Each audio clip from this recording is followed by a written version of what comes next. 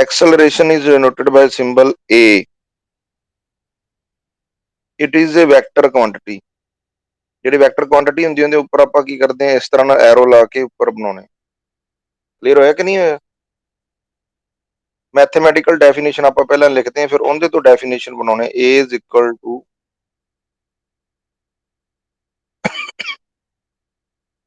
dv by dt, ਜਾਂ ਕਹਿ ਦੋ delta v by delta t। Delta v ਨੂੰ ਆਪਾਂ ਕਹਿ ਸਕਦੇ ਹਾਂ, ਜੇ ਮੰਨ ਲਓ v2 ਮਾਈਨਸ v1 ਆਪਾਂ ਗ੍ਰਾਫ ਬਣਾਇਆ ਸੀ ਕੱਲ ਵਾਲੇ ਦੇ ਹਿਸਾਬ ਨਾਲ ਲਿਖੀਏ ਤਾਂ ਵੀ ਪਹਿਲੇ ਇੰਟਰਵਲ ਦੇ ਵਿੱਚ ਵੈਲੋਸਿਟੀ v1 ਨੇ, ਦੂਸਰੇ ਦੇ ਵਿੱਚ a ਪੁਆਇੰਟ ਤੇ ਹੈ, ਤਾਂ ਆਪਣੇ ਕੋਲ ਆ ਚੀਜ਼ ਬਣ ਜੂ t2 ਮਾਈਨਸ t1। ਆਪਾਂ ਡਿਸਕਸ ਕਰਦੇ ਇਹਨੂੰ। ਜਿਹੜੀ ਬੇਸਿਕਲੀ ਆਪਾਂ ਗੱਲ ਕਹਿਣਾ ਚਾਹੁੰਦੇ ਆ, ਡੈਲਟਾ ਦਾ ਮਤਲਬ ਕੀ ਹੁੰਦਾ ਬੇਟੇ? Change. what is the meaning of delta? change. so delta v denotes change in velocity, delta p denotes change in time।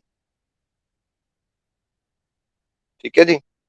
ਜੇ ਬਾਈ ਟੀ ਆਉਂਦਾ ਹੁੰਦਾ ਤਾਂ ਆਪਾਂ ਉਹਨੂੰ ਕੀ ਸ਼ਬਦ ਲਿਖਦੇ ਹੁੰਦੇ? ਰੇਟ। ਜਦੋਂ ਰੇਸ਼ੋ ਕਹਿੰਦੇ ਕੰਪੈਰੀਟਿਵਲੀ ਕੱਢੀ ਜਾਂਦੀ ਹੈ ਟਾਈਮ ਦੇ ਕੰਪੈਰੀਟਿਵਲੀ, ਤਾਂ ਵਰਡ ਕੀ ਯੂਜ਼ ਕਰਦੇ ਆ? ਰੇਟ। ਸੋ ਇੱਥੋਂ ਅਸੀਂ ਜੇ ਡੈਫੀਨੇਸ਼ਨ ਕਲੀਅਰ ਕਰੀਏ, a is equal to delta v by delta t, it means delta v by delta t ਕੀ ਹੈ?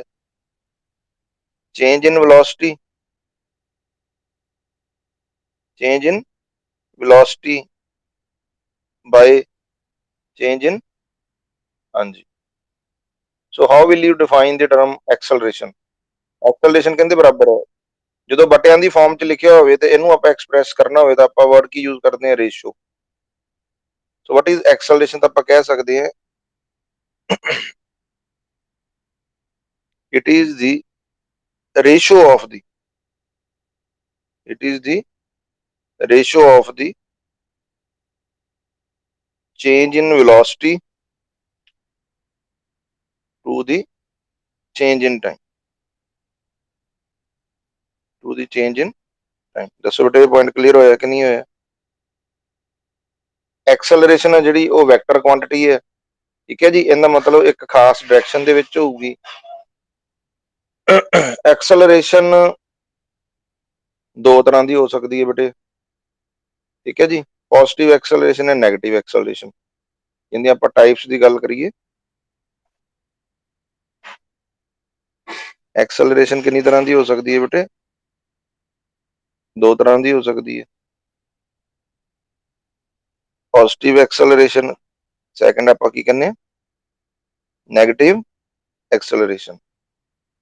ਪੋਜ਼ਿਟਿਵ ਐਕਸਲਰੇਸ਼ਨ ਦੀ ਥਾਂ ਤੇ ਐਕਸਲਰੇਟਿਡ ਮੋਸ਼ਨ ਵੀ ਲਿਖਿਆ ਹੁੰਦਾ, ਨੈਗੇਟਿਵ ਐਕਸਲਰੇਸ਼ਨ ਦੀ ਥਾਂ ਤੇ ਲਿਖਿਆ ਹੁੰਦਾ ਰੀਟਾਰਡੇਸ਼ਨ।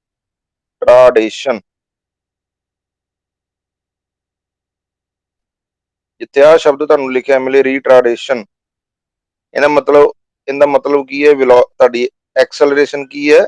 ਨੈਗੇਟਿਵ। ਐਕਸਲਰੇਸ਼ਨ ਕੀ ਹੈ? ਨੈਗੇਟਿਵ, ਠੀਕ ਹੈ ਜੀ। ਐਕਸਲਰੇਸ਼ਨ ਦਾ ਸੰਬੰਧ ਹੁੰਦਾ ਆਪਣੇ ਕੋਲੇ ਫੋਰਸ ਨਾਲ, ਠੀਕ ਹੈ ਜੀ।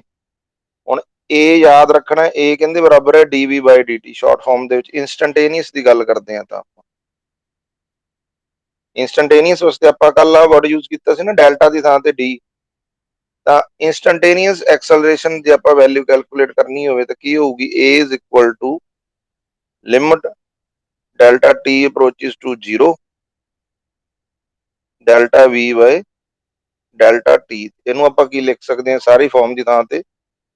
dv by dt। ਇਹ ਪੁਆਇੰਟ ਦੱਸੋ ਬੇਟੇ ਕਲੀਅਰ ਹੋਇਆ ਕਿ ਨਹੀਂ ਹੋਇਆ? ਦੁਬਾਰਾ ਦੱਸਣ ਦੀ ਲੋੜ ਹੈਗੀ ਹੈ?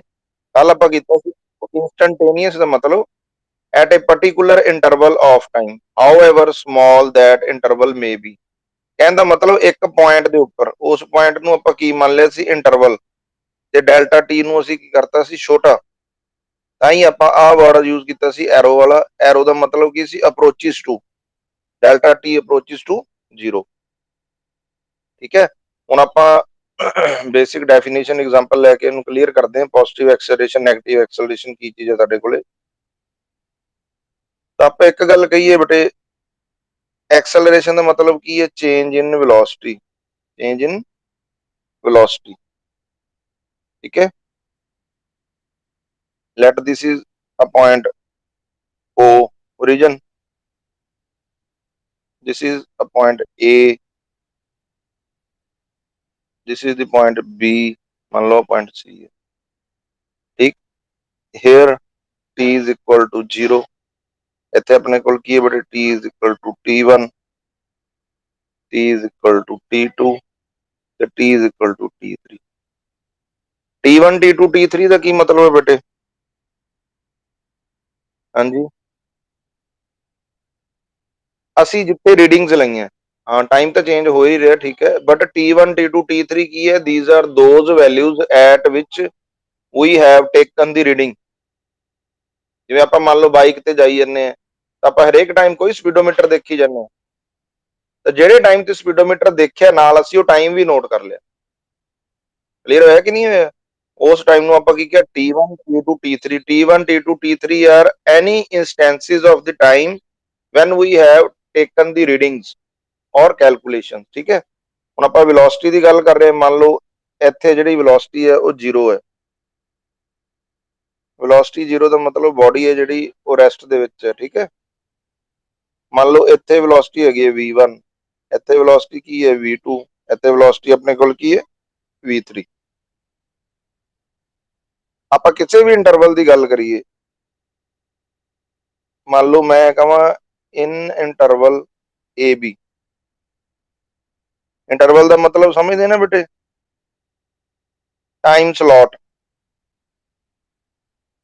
ਸਲੋਟ ਦਾ ਮਤਲਬ ਉਹ ਟਾਈਮ ਦਾ ਹਿੱਸਾ ਜਿੰਦੇ ਵਿੱਚ ਰੀਡਿੰਗ ਲਈ ਗਈ ਹੈ। ਕਹਿੰਦਾ ਮਤਲਬ ਅਸੀਂ ਕੈਲਕੂਲੇਸ਼ਨ A ਤੋਂ ਸ਼ੁਰੂ ਕਰਕੇ B ਤੱਕ ਕੈਲਕੂਲੇਸ਼ਨ ਕੀਤੀ ਹੈ। ਇਹਦੇ 'ਚ ਅਸੀਂ ਕੈਲਕੂਲੇਟ ਕਰਨਾ ਹੀ ਐਕਸਲਰੇਸ਼ਨ, ਤੇ ਐਕਸਲਰੇਸ਼ਨ ਕਹਿੰਦੇ ਬਰਾਬਰ ਹੁੰਦੀ ਹੈ ਚੇਂਜ ਇਨ ਵੈਲੋਸਿਟੀ। ਪਹਿਲਾਂ ਵੈਲੋਸਿਟੀ ਕਿੰਨੀ ਸੀ ਇਨੀਸ਼ੀਅਲ v1, ਫਾਈਨਲ ਵੈਲੋਸਿਟੀ ਕਿੰਨੀ ਹੈ ਬੇਟੇ v2। ਇਨੀਸ਼ੀਅਲ ਟਾਈਮ ਕਿੰਨਾ ਜਦੋਂ ਫਸਟ ਰੀਡਿੰਗ ਲਈ t1, ਫਾਈਨਲ ਕਿੰਨਾ ਬੇਟੇ t2। ਚੇਂਜ ਕਿੰਨੀ ਆਈ ਬੇਟੇ v2 minus v1 divide ਬਾय t2 minus t1। ਦੱਸੋ ਬੇਟੇ ਪੁਆਇੰਟ ਕਲੀਅਰ ਹੋਇਆ ਕਿ ਨਹੀਂ ਹੋਇਆ? ਪਤਾ ਲੱਗ ਗਿਆ ਕਿ ਨਹੀਂ ਲੱਗ ਗਿਆ ਬੇਟੇ? ਹੁਣ depending upon the value of v2 minus v1, final velocity minus initial velocity ਜਿਹੜੀ ਸਾਡੇ ਕੋਲ ਹੈ, final velocity minus initial velocity, ਵੀ ਇਹਦੇ ਵਿੱਚੋਂ ਕਹਿਣ ਦਾ ਮਤਲਬ ਵੀ v2 minus v1 ਜੇ ਆਪਣੇ ਕੋਲ ਕੀ ਹੈ greater than 0 ਹੈ, ਇਹਦਾ ਮਤਲਬ ਕਿ ਜੇ ਮੈਂ ਇਹਨੂੰ ਉਧਰ ਲੈ ਜਾ, ਇਹਦਾ ਮਤਲਬ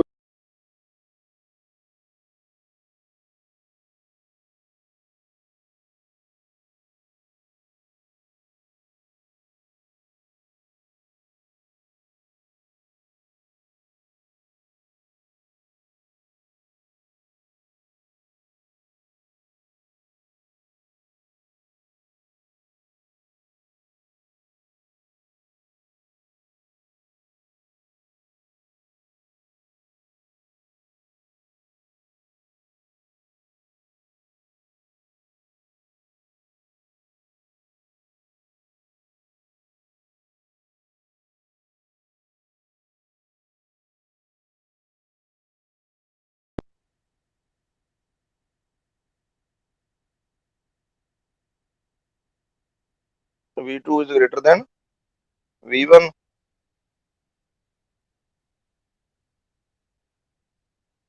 ਦੁਬਾਰਾ ਬਣਾਉਣਾ ਪੈਣਾ ਬੇਟੇ ਯਾਰ, ਲਾਈਟ ਗਈ ਹੋਈ ਸੀ ਨਾ ਬੇਟੇ, ਲਾਈਟ ਆ ਗਈ, ਲਾਈਟ ਆਉਣ ਦੇ ਨਾਲ ਜਿਵੇਂ ਬ੍ਰੌਡਬੈਂਡ ਚੱਲਿਆ ਉਹਦੇ ਡਿਸਕਨੈਕਟ ਹੋ ਗਿਆ।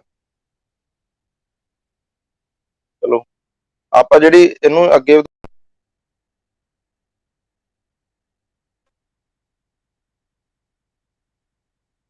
ਜਿੰਨਾ ਬੇਟੇ ਕੀਤਾ ਉਹਨਾਂ ਕਲੀਅਰ ਹੋ ਗਿਆ ਕਿ ਨਹੀਂ ਹੋ ਗਿਆ? ਹੁਣ ਜਿਹੜੀ ਆਪਾਂ ਗੱਲ ਕਰ ਰਹੇ ਸੀ, ਆਪਾਂ ਕਹਿ ਰਹੇ ਸੀ ਵੀ ਕੋਈ ਵੀ ਟਾਈਮ ਇੰਟਰਵਲ ਜਿਹੜਾ ਅਸੀਂ ਲਿਆ, ਮੰਨ ਲਓ ਆਪਾਂ ਹੁਣ ਇਹਨੂੰ ਸਮਾਲ ਹੀ ਬਣਾ ਲਈਏ, ਏ ਬੀ ਬਣਾ ਲਈਏ, ਇਹ ਬਣਾ ਲਿਆ ਏ, ਇਹ ਬਣਾ ਲਿਆ ਆਪਾਂ B, this is the origin. ਇੱਥੇ ਵੈਲਿਊ ਮੰਨ ਲਓ v1 ਸੀ, ਇੱਥੇ ਵੈਲਿਊ ਕੀ ਹੈ v2, ਇੱਥੇ ਵੈਲਿਊ t1 ਤੇ ਇੱਥੇ ਆਪਣੇ ਕੋਲ ਕੀ ਹੈ t2। ਆਪਾਂ ਗੱਲ ਕਰ ਰਹੇ ਸੀ ਵੀ ਐਕਸਲਰੇਸ਼ਨ ਕਿੰਦੇ ਬਰਾਬਰ ਹੁੰਦੀ ਹੈ change in velocity by change in time, v2 minus v1 divide by t2 minus t1। ਜਿਹੜਾ ਟਾਈਮ ਹੈ ਨਾ ਬੇਟੇ ਉਹ ਆਲਵੇਜ਼ ਪੋਜ਼ਿਟਿਵ, ਟਾਈਮ ਹਮੇਸ਼ਾ ਹੀ ਕੀ ਹੋਊਗਾ, ਕਿਉਂਕਿ ਇਹ ਨਹੀਂ ਹੁੰਦਾ ਵੀ ਹੁਣ ਆਪਾਂ ਕਹੀਏ ਵੀ 2 ਵਜੇ ਆ ਤੇ ਇਸ ਤੋਂ ਬਾਅਦ 1 ਵੱਜ ਜਾਊਗਾ, ਜੇ ਹੁਣ ਆਪਾਂ ਕਹੀਏ 8:30 ਹੋਏ ਆ ਤਾਂ ਹੁਣ 7:30 ਹੋ ਜਾਣਗੇ, ਕਿਉਂਕਿ ਟਾਈਮ ਨੇ ਹਮੇਸ਼ਾ ਅੱਗੇ ਹੀ ਜਾਣਾ। ਪੁਆਇੰਟ ਕਲੀਅਰ ਹੋਇਆ ਕਿ ਨਹੀਂ ਹੋਇਆ? ਜੇ ਅੱਗੇ ਜਾਣਾ ਤਾਂ ਇਹਦਾ ਮਤਲਬ ਇਹਦੀ ਫਾਈਨਲ ਵੈਲਿਊ ਹੈ ਜਿਹੜੀ T2 ਹਮੇਸ਼ਾ ਕੀ ਹੋਊਗੀ, T1 ਨਾਲੋਂ ਵੱਡੀ ਹੀ ਹੋਊਗੀ। ਇਸ ਲਈ T1 T2 ਮਾਈਨਸ T1 ਹਮੇਸ਼ਾ ਕੀ ਹੋਊਗਾ ਬੇਟੇ, ਪੋਜ਼ਿਟਿਵ। ਠੀਕ ਹੋ ਗਿਆ। ਹੁਣ ਅਸੀਂ ਪਹਿਲੇ ਕੇਸ ਦੀ ਗੱਲ ਕਰੀਏ, ਮੰਨ ਲਓ ਇੱਥੇ ਵੈਲੋਸਿਟੀ ਸੀ 10 ਮੀਟਰ ਪਰ ਸੈਕਿੰਡ, ਤੁਸੀਂ ਸਪੀਡੋਮੀਟਰ ਤੇ ਵੇਖਿਆ ਖੁੱਲੀ ਥਾਂ ਆ ਗਈ, ਤੁਸੀਂ ਕੀ ਕੀਤਾ ਬੇਟੇ, ਇਹਨੂੰ ਕਰਤਾ, ਮੋਟਰਸਾਈਕਲ ਦੀ ਸਪੀਡ ਵਧਾਤੀ 50 ਮੀਟਰ ਪਰ ਸੈਕਿੰਡ ਕਰਤਾ। ਠੀਕ ਹੈ, ਇੱਥੇ ਜਦੋਂ ਰੀਡਿੰਗ ਲਈ ਮੰਨ ਲਓ ਸੀ 1 ਸੈਕਿੰਡ, ਮੰਨ ਲਓ ਇੱਥੇ ਆਪਣੇ ਕੋਲ ਸੀਗਾ 3 ਸੈਕਿੰਡ, ਚੇਂਜ ਇਨ ਟਾਈਮ ਆਪਣੇ ਕੋਲ ਕਿੰਨਾ ਆ ਗਿਆ ਬੇਟੇ, 3 ਮਾਈਨਸ 2, T2 ਮਾਈਨਸ T1 ਕਿੰਨਾ ਆ ਗਿਆ, 3 minus 1 is equal to 2 second. ਹੁਣ ਵੈਲੋਸਿਟੀ ਦੇਖੋ, V2 minus V1, very good ਬੇਟੇ, 50 metre per second minus 10 metre per second, ਇਹਦਾ ਮਤਲਬ ਇਹਦੀ ਵੈਲਿਊ ਕੀ ਆ ਗਈ, 40। ਜਿਹੜੀ ਗੱਲ ਇੱਥੇ ਨੋਟ ਕਰਨ ਵਾਲੀ, ਵੈਲਿਊ ਪੋਜ਼ਿਟਿਵ ਆਈ ਹੈ ਕਿ ਨੈਗੇਟਿਵ, ਪੋਜ਼ਿਟਿਵ, ਕਿਉਂਕਿ ਤੁਸੀਂ ਉਹਨੂੰ ਸਪੀਡ ਅਪ ਕੀਤਾ, ਪਹਿਲਾਂ ਵੈਲੋਸਿਟੀ 10 ਸੀ, ਹੁਣ ਉਹਦੀ ਵੈਲੋਸਿਟੀ 50 ਹੋ ਗਈ। ਠੀਕ ਹੈ, ਇਹਦਾ ਮਤਲਬ ਐਕਸਲਰੇਸ਼ਨ ਦੀ ਵੈਲਿਊ ਜਿਹੜੀ ਸਾਡੇ ਕੋਲ ਆਊਗੀ, ਪੋਜ਼ਿਟਿਵ ਆਊਗੀ ਕਿ ਨੈਗੇਟਿਵ ਆਊਗੀ ਬੇਟੇ, ਕਿਉਂਕਿ ਇਹ ਰੇਸ਼ੋ ਸਾਡੇ ਕੋਲ ਕੀ ਸੀ, ਆਹ ਵਾਲੀ ਰੇਸ਼ੋ ਸੀ, T2 ਮਾਈਨਸ T1 ਦਾ ਪੋਜ਼ਿਟਿਵ ਹੈ, ਆਹ ਟਰਮ ਵੀ ਸਾਡੇ ਕੋਲ ਕੀ ਆ ਗਈ, ਪੋਜ਼ਿਟਿਵ। ਇਹਦਾ ਮਤਲਬ ਜਦੋਂ ਵੈਲੋਸਿਟੀ ਵੱਧਦੀ ਹੈ, ਵੈਲੋਸਿਟੀ ਕੀ ਹੁੰਦੀ ਹੈ, ਵੱਧਦੀ ਹੈ, 10 20 30 40 50 60 70 80 90 100 ਜਿਵੇਂ ਵੀ ਹੈ, ਜਦੋਂ ਵੈਲੋਸਿਟੀ ਵੱਧ ਰਹੀ ਹੈ ਤਾਂ ਐਕਸਲਰੇਸ਼ਨ ਕਿਸ ਤਰ੍ਹਾਂ ਦੀ ਹੋਊਗੀ ਬੇਟੇ, ਪੋਜ਼ਿਟਿਵ ਐਕਸਲਰੇਸ਼ਨ। ਕਲੀਅਰ ਹੋਇਆ ਕਿ ਨਹੀਂ ਹੋਇਆ ਬੇਟੇ? ਠੀਕ ਹੈ, ਹੁਣ ਇਹੀ ਕੇਸ ਆਪਾਂ ਸੇਮ ਕੇਸ ਆਪਾਂ ਦੁਬਾਰਾ ਡਿਸਕਸ ਕਰੀਏ। ਉਹਦੇ ਚ ਆਪਾਂ ਐਗਜ਼ਾਮਪਲ ਲਈਏ ਵੀ ਮੰਨ ਲਓ ਆਪਾਂ ਮੂਵ ਕਰ ਰਹੇ ਹਾਂ, ਓਰੀਜਨ ਤੋਂ ਮੂਵ ਕਰ ਰਹੇ ਸੀਗੇ, O, ਇੱਥੇ ਸੀ A, ਇੱਥੇ ਸੀ B, ਇੱਥੇ ਸੀ C। ਠੀਕ ਹੈ, ਇੱਥੇ ਵੈਲਿਊ ਆਪਾਂ ਲਈ ਸੀ 10 ਮੀਟਰ ਪਰ ਸੈਕਿੰਡ, ਇੱਥੇ ਆਪਾਂ ਲਈ ਸੀ 50 ਮੀਟਰ ਪਰ ਸੈਕਿੰਡ, ਹੈ ਨਾ। ਸੜਕ ਖਾਲੀ ਸੀ, ਅੱਗੋਂ ਫਿਰ ਰਸ਼ ਆ ਗਿਆ, ਰਸ਼ ਆ ਗਿਆ ਤੇ ਮੰਨ ਲਓ ਇੱਥੇ ਵੈਲਿਊ ਹੋ ਗਈ 30 ਮੀਟਰ ਪਰ ਸੈਕਿੰਡ। ਬਾਈਕ ਹੌਲੀ ਕਰਨਾ ਪਊ ਨਾ, ਕਿ ਨਹੀਂ ਹੌਲੀ ਕਰਦੇ, ਹਾਂਜੀ ਹਾਂ, ਇੱਥੇ 3 ਸੈਕਿੰਡ ਹੋ ਗਿਆ, ਮੰਨ ਲਓ ਇੱਥੇ ਆਪਣੇ ਕੋਲ ਹੋ ਗਿਆ 5 ਸੈਕਿੰਡ। ਹੁਣ ਅਸੀਂ ਇਸ ਇੰਟਰਵਲ ਦੇ ਵਿੱਚ ਐਕਸਲਰੇਸ਼ਨ ਕੈਲਕੂਲੇਟ ਕਰੀਏ BC ਦੇ ਵਿੱਚ, in interval BC we want to calculate the acceleration is change in velocity। ठीक है जी, change in velocity की है final velocity minus initial velocity divide by change in time, 5 second minus 3 second. आ value कितनी आई बेटे ऊपर वाली, -20 डिवाइड बाय +2, तो वैल्यू कितनी आई बेटे एक्सेलरेशन की, -10, ਇਹਦਾ यूनिट है मीटर पर सेकंड स्क्वायर। ਹੁਣ ਆ ਵੈਲਿਊ ਦੇਖੋ ਬੇਟੇ, ਪੋਜ਼ਿਟਿਵ ਆਈ ਹੈ ਕਿ ਨੈਗੇਟਿਵ, ਇਹਨੂੰ ਆਪਾਂ ਕੀ ਕਹਾਂਗੇ ਬੇਟੇ ਫਿਰ, ਰਿਟਾਰਡੇਸ਼ਨ ਜਾਂ ਨੈਗੇਟਿਵ ਐਕਸਲਰੇਸ਼ਨ। ਉਹ ਨੈਗੇਟਿਵ ਐਕਸਲਰੇਸ਼ਨ ਸਾਡੇ ਕੋਲੇ ਕੀ ਚੀਜ਼ ਨੂੰ ਸ਼ੋ ਕਰਦਾ ਹੈ, ਵੀ ਜਿਹੜੀ ਬਾਡੀ ਹੈ ਉਹ ਹੌਲੀ ਹੌਲੀ ਕੀ ਹੋ ਰਹੀ ਹੈ, ਸਲੋ ਹੋ ਰਹੀ ਹੈ।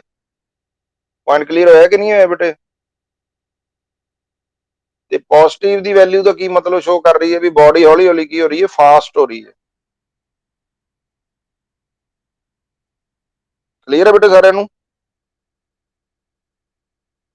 ਠੀਕ ਹੈ, ਇਹ ਵੈਕਟਰ ਕੁਆਂਟੀਟੀ ਹੈ, ਇਹਦੀ ਇੱਕ ਡਾਇਰੈਕਸ਼ਨ ਹੁੰਦੀ ਹੈ। ਜੇ ਆਪਾਂ ਇਹਦੇ ਯੂਨਿਟ ਦੀ ਗੱਲ ਕਰੀਏ ਤਾਂ A is equal to dv by dt, v ਆਪਣੇ ਕੋਲ ਕੀ ਵੈਲੋਸਿਟੀ, ਵੈਲੋਸਿਟੀ ਦੇ ਯੂਨਿਟ ਕੀ ਹੁੰਦੇ ਬੇਟੇ, metre per second, divide by second, इनू उपर लैके जावांगे तो की हो जाऊगा माइनस, ये बन जाऊगा meter second minus 1 into second minus 1। Base same है तो पावर्स ऐड हो जाएंगी, की बन जाऊगा बेटे, this is the unit of acceleration. याद रखना फिर जे तो डिस्टेंस या डिसप्लेसमेंट है उनका यूनिट की सी मीटर, एसआई की गल कर रहे हैं आप। जे वेलोसिटी आई तो उनका यूनिट की आ गया बेटे मीटर पर सैकेंड। जे एक्सलरेशन आया तो बेटे उनका यूनिट की आ गया मीटर पर सैकेंड स्केयर। आ पॉइंट दसो बेटे क्लीयर होया कि नहीं होया। जे डायमेंशन की गल करिए तो डिसप्लेसमेंट का डायमेंशन की सी कली लेंथ है तो आ गया सी M0L T0। जे वेलोसिटी की गल करिए देखो इतों कड्ढो ना मीटर पर सैकेंड, मीटर अपने को लंबाई है M0L, उस तो बाद टाइम माइनस T-1 LT-1। तो एक्सेलरेशन के बेटे की होणगे डायमेंशनल फार्मूला, हाँ M है नहीं LT-2। इतो देखो ना आ मीटर है तो लंबाई होगी लेंथ आ गया, आ टाइम है ना, this is the dimensional formula of the acceleration. याद रखना फिर LT-2 वेलोसिटी का LT-1 डिस्प्लेसमेंट का कला L। हाँ जी बेटे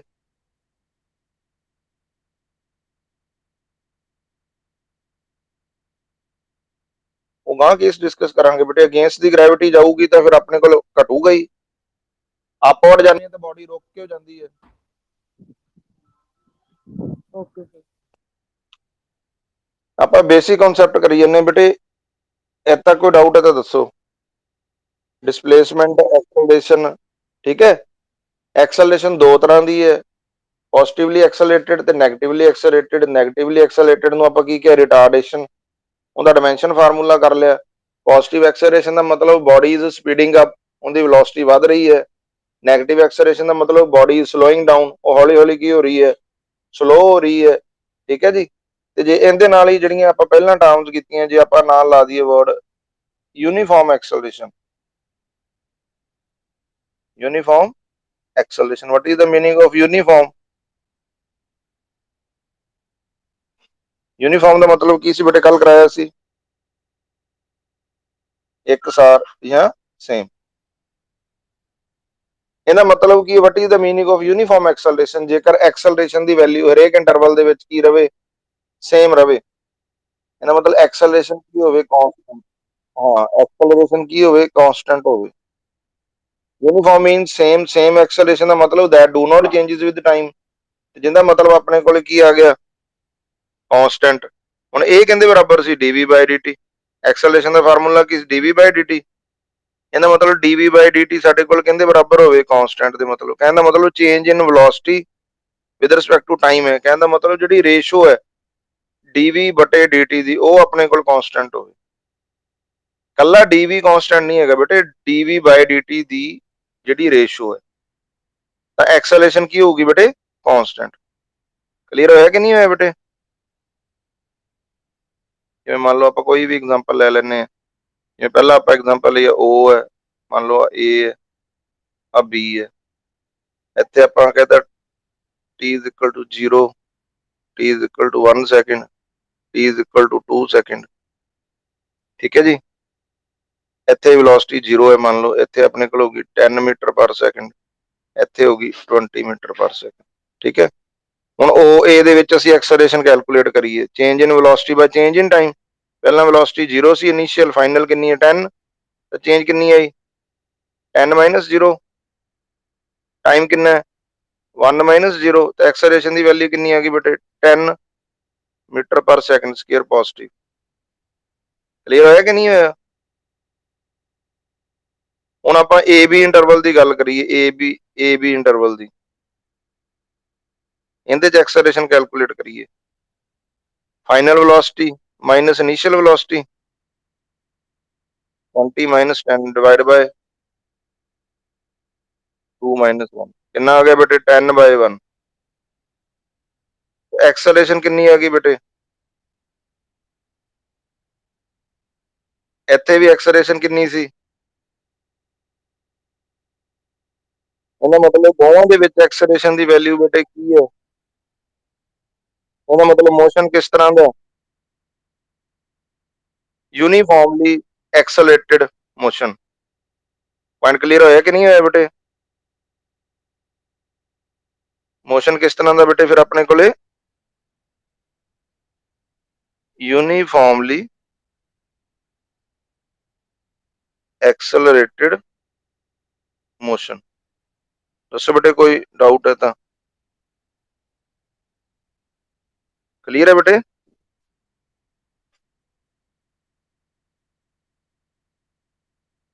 ਠੀਕ ਹੈ, ਇਹਦਾ ਮਤਲਬ ਜਿੱਥੇ ਵੀ ਸ਼ਬਦ ਯੂਨੀਫਾਰਮ ਲਿਖਿਆ ਹੁੰਦਾ, ਜੇ ਕੱਲਾ ਯੂਨੀਫਾਰਮ ਮੋਸ਼ਨ ਲਿਖਿਆ ਹੁੰਦਾ ਤਾਂ ਇਹਦਾ ਮਤਲਬ ਜੇਕਰ ਆਪਣੇ ਕੋਲ ਕੱਲਾ ਕੀ ਲਿਖਿਆ ਹੁੰਦਾ? Uniform motion. ਮੋਸ਼ਨ ਦੇ ਵਿੱਚ ਅਸੀਂ ਕਿਸ ਚੀਜ਼ ਦੀ ਗੱਲ ਕਰ ਰਹੇ ਹਾਂ? ਅਸੀਂ ਵੈਲੋਸਿਟੀ ਦੀ ਗੱਲ ਕਰ ਰਹੇ ਹਾਂ। ਇਹਦਾ ਮਤਲਬ ਵੈਲੋਸਿਟੀ ਸਾਡੇ ਕੋਲੇ ਕਾਂਸਟੈਂਟ ਹੈ ਹਰੇਕ ਇੰਟਰਵਲ ਦੇ ਵਿੱਚ। ਤੇ ਜੇ ਅਸੀਂ ਗੱਲ ਕਰਦੇ ਹਾਂ ਯੂਨੀਫਾਰਮ ਐਕਸਲਰੇਸ਼ਨ ਦੀ, ਮਤਲਬ ਕਿਹੜੀ ਚੀਜ਼ ਕਾਂਸਟੈਂਟ ਹੈ? ਐਕਸਲਰੇਸ਼ਨ ਸਾਡੇ ਕੋਲ ਕਾਂਸਟੈਂਟ ਹੈ। ਠੀਕ ਹੈ ਬੇਟੇ? ਬੇਟੇ ਜਿਨ੍ਹਾਂ ਦੇ ਬੈਕ ਸਾਈਡ ਤੇ ਡਿਸਟਰਬੈਂਸ ਹੁੰਦੀ ਨਾ, ਪਲੀਜ਼ ਆਪਦਾ ਮਾਈਕ ਆਫ ਕਰ ਲਓ। ਬੇਟੇ ਜਿਨ੍ਹਾਂ ਦੇ ਬੈਕਗ੍ਰਾਉਂਡ ਦੇ ਵਿੱਚ ਕੋਈ ਨੋਇਸ ਹੈ ਜਾਂ ਕੋਈ ਗੱਲਾਂ ਕਰ ਰਹੇ ਹੈ, ਕੋਈ ਭੈਣ ਭਰਾ ਜਾਂ ਮਾਂ ਪਿਓ ਆਪਣੇ ਕੋਲ, ਤਾਂ ਪਲੀਜ਼ ਆਪਦਾ ਮਾਈਕ ਆਫ ਕਰ ਲਓ।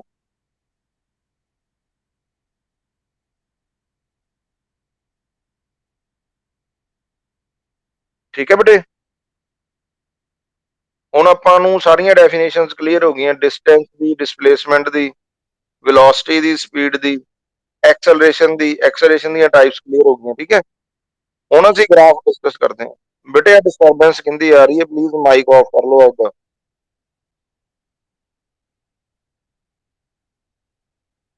ਹਾਂਜੀ, ਉਹ ਹੋਣਾ ਹੀ ਨਹੀਂ, ਆਨ ਕਰਕੇ ਆਪ ਚਲਿਆ ਗਿਆ ਹੁਣ।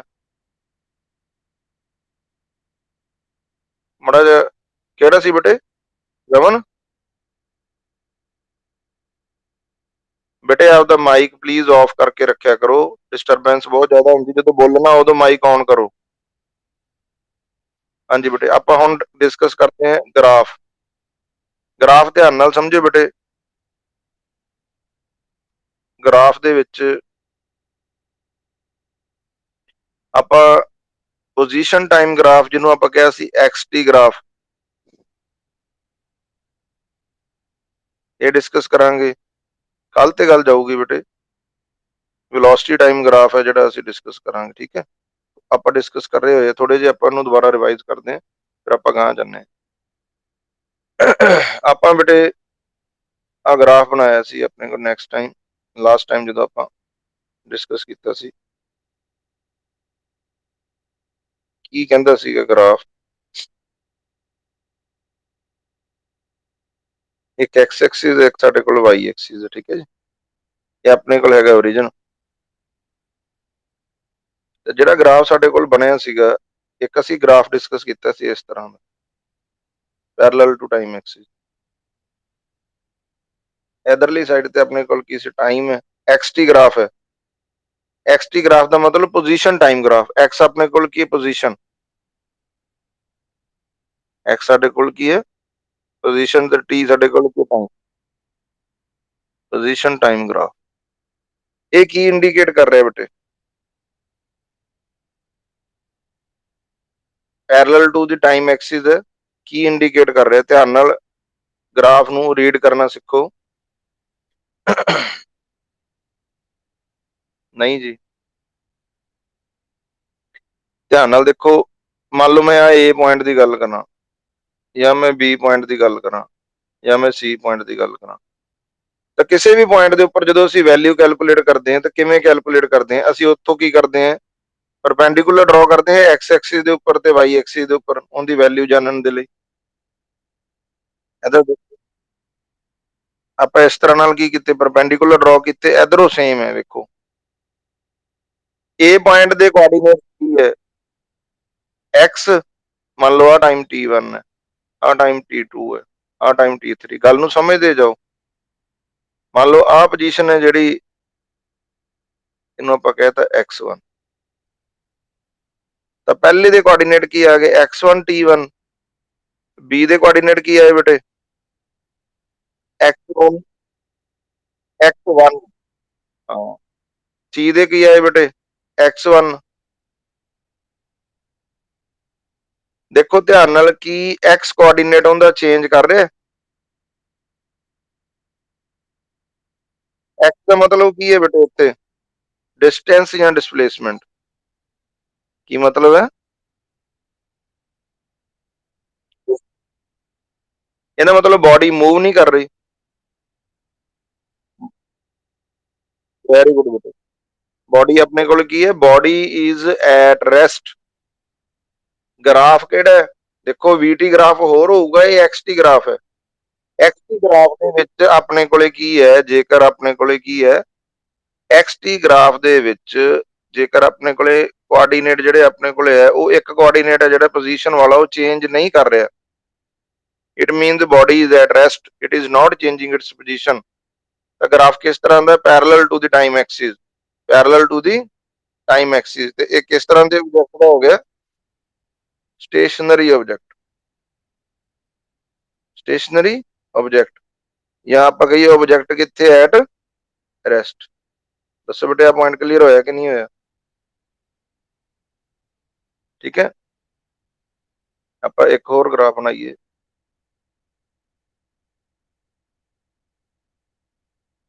ਜਿਹੜਾ ਅਸੀਂ ਪਹਿਲਾਂ ਬਣਾਇਆ ਉਹਦੇ ਨਾਲ ਰਲਦਾ ਮਿਲਦਾ ਜਿਹਾ ਆਪਾਂ ਗ੍ਰਾਫ ਬਣਾਇਆ ਇਸ ਤਰ੍ਹਾਂ ਦਾ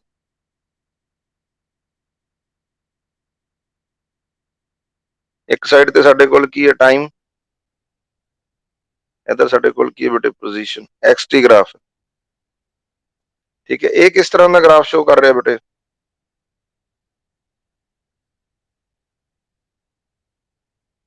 ਚੈੱਕ ਕਰਨ ਦੇ ਲਈ ਕੋਈ ਵੀ ਦੋ ਪੁਆਇੰਟ ਲੈ ਲਓ ਉੱਪਰ ਇੱਕ ਪੁਆਇੰਟ ਲੈ ਲਓ a ਮੰਨ ਲਓ ਇੱਕ ਪੁਆਇੰਟ ਲੈ ਲਓ b a ਤੇ b ਦੀ ਅਸੀਂ ਵੈਲਿਊ ਕਿਵੇਂ ਕੈਲਕੂਲੇਟ ਕਰਦੇ ਹਾਂ ਉਸ ਪੁਆਇੰਟ ਤੋਂ ਅਸੀਂ ਕੀ ਡਰਾ ਕਰਦੇ ਹੁੰਨੇ ਬੇਟੇ ਪਰਪੈਂਡੀਕੂਲਰਸ ਕੀ ਡਰਾ ਕਰਦੇ ਹਾਂ ਤਾਂ ਹੀ ਸਾਨੂੰ ਪਤਾ ਲੱਗੂ x ਤੇ y ਕੋਆਰਡੀਨੇਟ ਦੀ ਵੈਲਿਊ ਕਿੰਨੀ ਹੈ ਜਿਵੇਂ ਆਪਾਂ ਛੋਟੀਆਂ ਕਲਾਸਾਂ 'ਚ ਕਰਦੇ ਸੀ ਠੀਕ ਹੈ ਹਾਂਜੀ ਦੇਖੋ ਹੁਣ ਧਿਆਨ ਨਾਲ ਨੋਟ ਕਰੀਏ ਆਪਾਂ ਇਹਨੂੰ ਮੰਨ ਲਓ ਜਿਹੜੀ ਆਹ ਵੈਲਿਊ ਹੈ ਇਹਨੂੰ ਆਪਾਂ ਕਹਤਾ ਟਾਈਮ t1 ਹੈ ਇਹਨੂੰ ਆਪਾਂ ਕਹਤਾ t2 ਹੈ ਇੱਥੇ ਆਪਣੇ ਕੋਲ ਕੀ ਇਹਨੂੰ ਆਪਾਂ ਕਹਤਾ x1 ਹੈ ਇੱਥੇ ਕਹਤਾ x2 ਹੈ ਤਾਂ ਆਪਾਂ ਜਿਹੜੀ ਵੈਲਿਊ x ਦਾ ਜੇ ਅਸੀਂ ਕੋਆਰਡੀਨੇਟ ਵੇਖੀਏ ਤਾਂ x ਦਾ ਕੋਆਰਡੀਨੇਟ ਕੀ ਹੈ x1 ਟਾਈਮ ਕਿੰਨਾ ਸੀ t1 b ਪੁਆਇੰਟ ਦੀ ਗੱਲ ਕਰੀਏ ਤਾਂ ਕੋਆਰਡੀਨੇਟ ਕਿੰਨਾ ਬੇਟੇ x2 t2 ਕਲੀਅਰ ਹੋਇਆ ਕਿ ਨਹੀਂ ਹੈ ਬੇਟੇ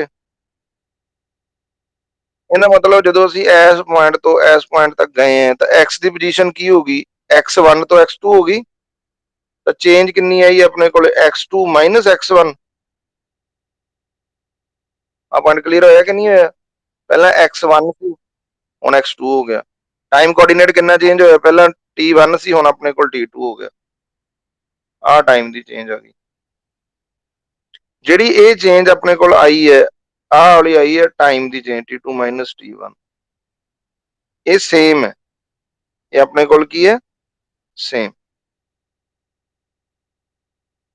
ਠੀਕ ਹੈ ਇਹਦਾ ਮਤਲਬ ਜਿਹੜੀ ਆ ਜਿਹੜੀ ਚੀਜ਼ ਆਪਣੇ ਕੋਲ ਰਿਪਰੈਜ਼ੈਂਟ ਕਰ ਰਿਹਾ ਇਹਨੂੰ ਆਪਾਂ ਕੀ ਕਿਹਾ ਸੀ ਬੇਟੇ ਸਲੋਪ ਐਂਗਲ ਨੂੰ ਆਪਾਂ ਕੀ ਕਿਹਾ ਸੀਗਾ ਸਲੋਪ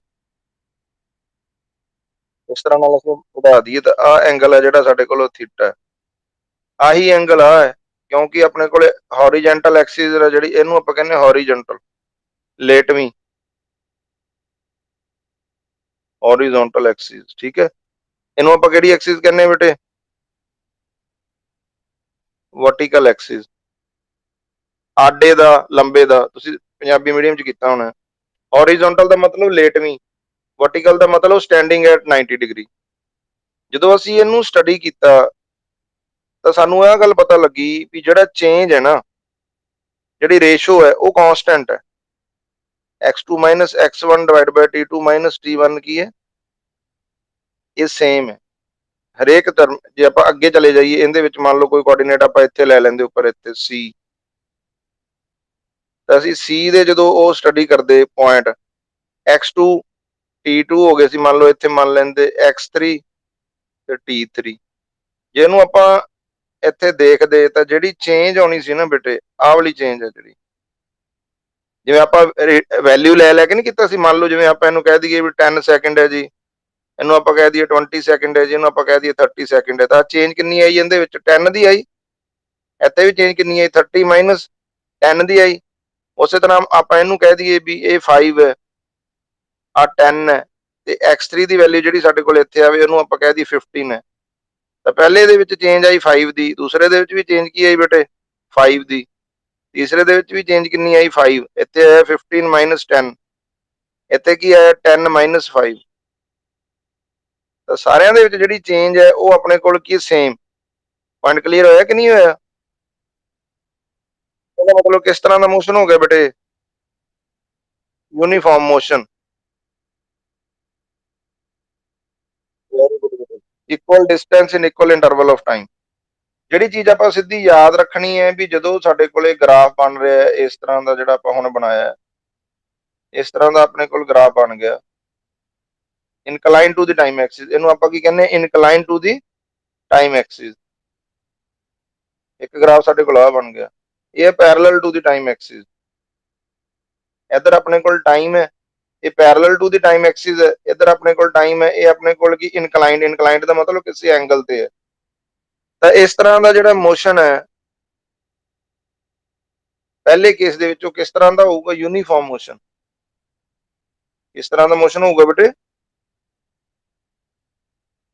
ਆਬਜੈਕਟ ਕਿਸ ਤਰ੍ਹਾਂ ਦਾ ਡਿਸਟੈਂਸ ਕਵਰ ਕਰ ਰਿਹਾ? Equal distance in equal interval of time. ਤੇ ਜੇ parallel to the time Axis ਆਉਂਦਾ ਤਾਂ ਗ੍ਰਾਫ ਕਿਸ ਤਰ੍ਹਾਂ ਦਾ? ਕਿਹੜੇ ਆਬਜੈਕਟ ਦਾ? ਸਟੇਸ਼ਨਰੀ। ਸਟੇਸ਼ਨਰੀ ਜਾਂ ਰੈਸਟ। ਜਿਹੜੀ ਢਾਲ ਹੈ, ਢਾਲ ਸਾਡੇ ਕੋਲ ਕਿਵੇਂ ਰਿਪਰੈਜ਼ੈਂਟ ਕੀਤੀ ਜਾਂਦੀ ਹੈ? ਐਂਗਲ ਥੀਟਾ ਨਾਲ, ਜਿਹਨੂੰ ਅਸੀਂ ਕੀ ਕਹਿੰਦੇ ਆ? ਸਲੋਪ। ਪੰਜਾਬੀ ਚ ਆਪਾਂ ਕਹਿੰਦੇ ਢਾਲ, ਵੀ ਢਾਲ ਤਿੱਖੀ ਹੈ ਜਾਂ ਕਿਵੇਂ ਹੈ। ਠੀਕ ਹੈ। ਕਿਵੇਂ ਆਪਾਂ ਕੈਲਕੂਲੇਟ ਕੀਤੀ ਸੀ ਬੇਟੇ ਸਲੋਪ? ਇਹਨੂੰ ਕੈਲਕੂਲੇਟ ਕਰਨ ਦੇ ਲਈ ਮੈਂ ਤੁਹਾਨੂੰ ਉਦੋਂ ਦੱਸਿਆ ਸੀਗਾ ਕੀ ਕੈਲਕੂਲੇਟ ਕਰਨਾ ਹੁੰਦਾ? Tangent theta. ਕੀ ਕੈਲਕੂਲੇਟ ਕਰਨਾ ਹੁੰਦਾ ਬੇਟੇ? ਹਾਂਜੀ, ਵੇਖੋ ਆਪਾਂ ਕੋਈ ਵੀ ਪੁਆਇੰਟ ਮੰਨ ਲਓ ਇੱਥੇ ਲੈ ਲਿਆ, A ਲੈ ਲਿਆ, ਆਹ ਪੁਆਇੰਟ ਆਪਣੇ ਕੋਲ O ਹੈ, ਆਪਾਂ O ਤੇ A ਦੇ ਵਿਚਕਾਰ ਵੇਖਣਾ ਹੈ ਵੀ ਵੈਲਿਊ ਕਿੰਨੀ ਹੈ। ਮੰਨ ਲਓ ਇੱਥੇ ਟਾਈਮ 0 ਸੀ, ਇੱਥੇ ਟਾਈਮ T ਹੈ। ਠੀਕ ਹੈ। ਆਹ ਵੈਲਿਊ ਆਪਣੇ ਕੋਲ ਇੱਥੇ X ਹੈ। ਤਾਂ ਟੈਂਜੈਂਟ ਥੀਟਾ ਆਪਣੇ ਕੋਲ ਕਿੰਦੇ ਬਰਾਬਰ ਹੁੰਦਾ ਹੈ ਬੇਟੇ? ਪਰਪੈਂਡੀਕੂਲਰ ਬਾਈ ਬੇਸ। ਐਂਗਲ ਦੇ ਸਾਹਮਣੇ ਕੀ ਹੈ ਬੇਟੇ? ਪਰਪੈਂਡੀਕੂਲਰ ਹੈ, ਇਹ ਆਪਣੇ ਕੋਲ ਬੇਸ ਹੈ। ਠੀਕ ਹੈ। ਪਰਪੈਂਡੀਕੂਲਰ ਦੀ ਵੈਲਿਊ ਕੀ ਆ ਗਈ? X।